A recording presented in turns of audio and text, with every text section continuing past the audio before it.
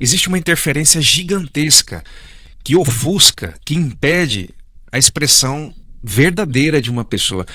E essa interferência é o que nós chamamos de ego. O ego é uma interferência na livre expressão da essência ou da alma ou da consciência de uma pessoa.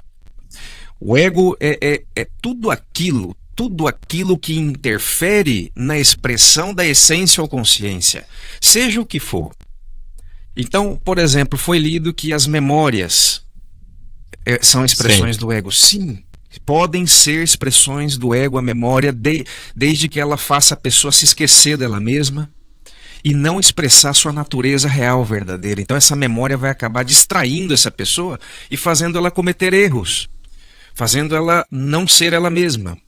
Então o ego é um conjunto de defeitos que existe no ser humano, mas um defeito de tipo psicológico, é na natureza psicológica do ser humano que está o defeito. E o que é um defeito? Porque pode ser que um defeito seja defeito para uma pessoa, mas esse mesmo defeito para outra não seja defeito. Uhum. Para mim isso não é um defeito. Sim. Uma pessoa vai lá e mente. E fala, pô, mentir é feio, mentir. E o outro fala, não, mentir para mim não é feio, mentir para mim não é um defeito, é uma virtude. Então, quem tá certo? A Rafael. ambição, por exemplo, né? Muitas pessoas consideram a ambição como uma virtude do Uma ser virtude, humano, né? né? E outras pessoas Sim. consideram a ambição como um defeito, um ego, né? Hoje em dia, certos aspectos considerados virtudes, mas que, de acordo com a psicologia gnóstica ou com essas grandes culturas, não são virtudes, são parte da natureza negativa do ser humano.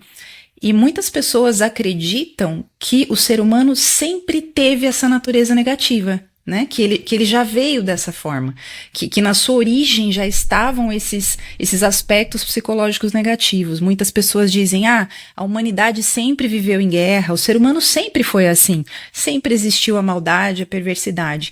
E existe um aspecto muito inovador ou diferente que a psicologia gnóstica resgata das culturas antigas, que é dizer, não, o ser humano é puro na sua natureza, na sua essência, ele é bondoso, ele é positivo 100%, por isso se diz que ele foi criado à imagem e semelhança de Deus.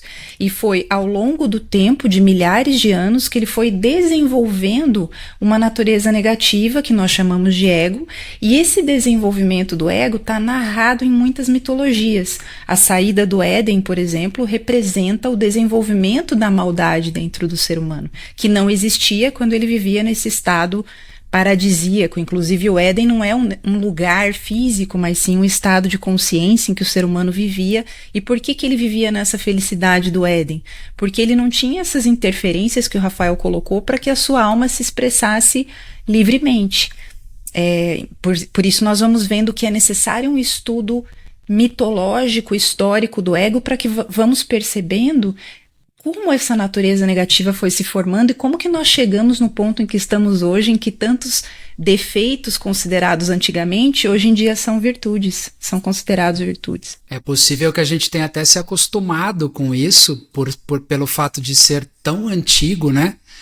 De estar, do eu psicológico, do ego, já há tanto tempo está presente na psique humana, e que é possível que hoje em dia nós já nem consigamos discernir ou distinguir o que é o que dentro de nós psicologicamente, e aí vem a razão pela qual, o que nós dizíamos agora há pouco, existem certas expressões de orgulho, de inveja, de cobiça, de preguiça, de ira, que o ser humano atual considera como se fossem naturais, né? Exato. Isso é importante a gente definir, porque uma pessoa pode pensar que algo é certo e é uma virtude, e não ser. E outra pessoa pode pensar que outra coisa é errada, é um defeito, e não ser. Então é muito difícil estabelecer o que é e o que não é.